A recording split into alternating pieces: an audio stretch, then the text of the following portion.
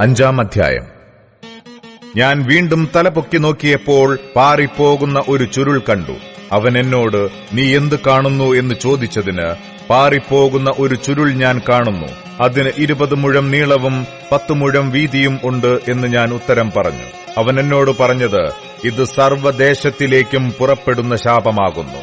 മോഷ്ടിക്കുന്നവനൊക്കെയും അതുപോലെ ഇവിടെ നിന്ന് പാറിപ്പോകും, സത്യം ചെയ്യുന്നവനൊക്കെയും അതുപോലെ ഇവിടെ നിന്ന് പാറിപ്പോകും. ഞാൻ അതിനെ പുറപ്പെടുവിച്ചിട്ട് അത് കള്ളന്റെ വീട്ടിലേക്കും എന്റെ നാമത്തിൽ കള്ളസത്യം ചെയ്യുന്നവന്റെ വീട്ടിലേക്കും ചെല്ലും. അത് അവന്റെ വീട്ടിനകത്ത് താമസിച്ച് അതിനെ മരവും കല്ലുമായി നശിപ്പിച്ചു കളയും എന്ന് സൈന്യങ്ങളുടെ യഹോവയുടെ അരുളപ്പാട്. അനന്തരം എന്നോട് സംസാരിക്കുന്ന ദൂതൻ പുറത്തുവന്ന് എന്നോട്, നീ തലപൊക്കി ഈ പുറപ്പെടുന്നത് എന്താകുന്നു എന്ന് നോക്കുക എന്ന് പറഞ്ഞു. അതെന്തെന്ന് ഞാൻ ചോദിച്ചതിന്, പുറപ്പെടുന്നതായൊരു ഏഫ എന്ന് അവൻ പറഞ്ഞു. അത് സർവ്വദേശത്തിലുമുള്ള അവരുടെ അകൃത്യമെന്നും അവൻ പറഞ്ഞു.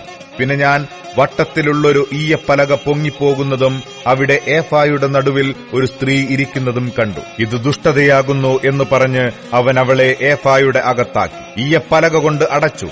ഞാൻ പിന്നെയും തലപൊക്കി നോക്കിയപ്പോൾ 2 സ്ത്രീകൾ പുറത്തു വരുന്നത് കണ്ടു. അവരുടെ ചിറകിൽ കാറ്റുണ്ടായിരുന്നു. അവർക്ക് പെരുഞ്ഞാറയുടെ ചിറക് പോലെ ചിറകുണ്ടായിരുന്നു. അവർ ഭൂമിക്കും ആകാശത്തിനും മധ്യേ ഏഫായെ പൊക്കിക്കൊണ്ടുപോയി. എന്നോട് സംസാരിക്കുന്ന ദൂതനോട്, അവർ ഏഫായെ എവിടേക്ക് കൊണ്ടുപോകുന്നു എന്ന് ഞാൻ ചോദിച്ചു.